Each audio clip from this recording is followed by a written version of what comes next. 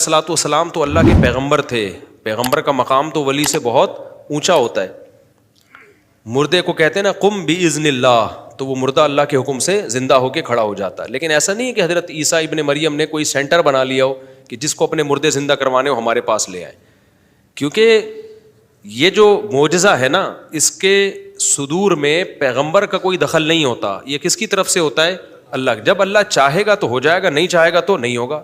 تبھی حضرت عیسیٰ نے ایسا نہیں کیا کہ کوئی باقاعدہ مردوں کو زندہ کرنے کا کوئی ادارہ کھول لیا ہو کہ جس نے اپنا مردہ زندہ کرانا ہے آ جائے میں زندہ کر دوں گا. بھائی نہیں, ان کے اختیار میں یہ چیز نہیں ہے. جب اللہ نے کہا کہ اب آپ کریں تو میں زندہ کر دوں گا, آپ قم کہہ دیں میں اس کو مردے کو کھڑا کر دوں گا, تو کر دیا.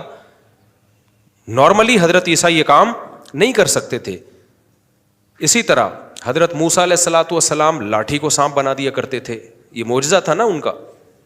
تو لاٹھی کو جب سانپ بنایا کرتے تھے تو کیا موسیٰ علیہ السلام نے کوئی لاٹھی کو سانپ بنانے کا سینٹر کھول لیا تھا کہ جن لوگوں کو بھی سانپ چاہیے لاٹھیاں لے آئیں, میں ڈھن دم دم دھڑا دھڑ سانپ بنا دوں گا, اور پھر اس کی پبلسٹی کر رہے ہوں.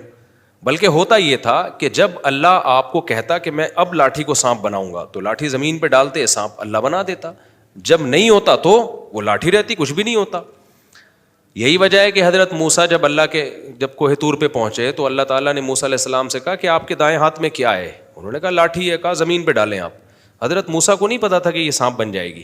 جب زمین پہ ڈالا تو وہ سانپ بن گئی. حضرت موسیٰ خوف سے دوڑنے لگے کہ کھا نہ جائے, کاٹ نہ لے. تو اللہ نے فرمایا موسیٰ واپس پلٹ, اقبل ولا تخف, واپس پلٹیں, ڈرنا, خوف نہ کھائیں. سنعیدها سیرتها الاولی, آپ اسے پکڑے ہم دوبارہ لاٹھی بنا دیں گے. تو یہ سارے کام کون کر رہا تھا؟ اللہ کر رہا تھا.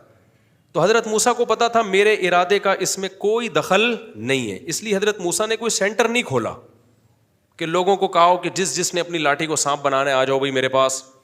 ہر دفعہ اللہ سے پوچھتے تھے کہ اب کیا ہوگا, تو اللہ بتاتے تھے کہ اب آپ ایسا کریں, لاٹھی کو پھینکیں, یہ پتھر سے پانی کے چشمے نکال دے گی. اب آپ ایسا کریں, آپ لاٹھی کو پانی پہ ماریں, یہ پانی کو 2 حصوں میں ڈیوائڈ کر دے گی. ورنہ حضرت موسیٰ کو اس سے پہلے نہیں پتا ہوتا تھا. اب دیکھیں موسیٰ علیہ السلام جب دریا کے کنارے پہنچے ہیں, پیچھے فرعون کا لشکر آ رہا ہے, تو پریشان ہو گئے بنی اسرائیل کہ ہم تو مارے گئے. تو حضرت موسیٰ نے کیا کہا؟ یہ نہیں فرمایا کہ صبر کرو, میں جو ہے وہ ابھی میرے پاس ایک لاٹھی ہے, دیکھو میں کرتا کیا ہوں.